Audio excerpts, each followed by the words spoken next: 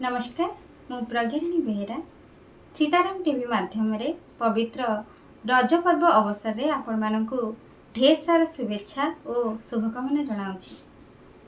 आज ये पवित्र रज पर्व रे मु आज मो परिवार सहित रज पर्व पालन करुछि। सेई हजि जाइथिबा सुंदर सुंदर रज गीत को पुणी थरे फेराई आनिबा को चेष्टा करुछि। मु भी बोलुछि आपण मन भी आसंतु मिसिकी आज रज पर्वर से सुंदर गीत को आउ थे मन पकेबा।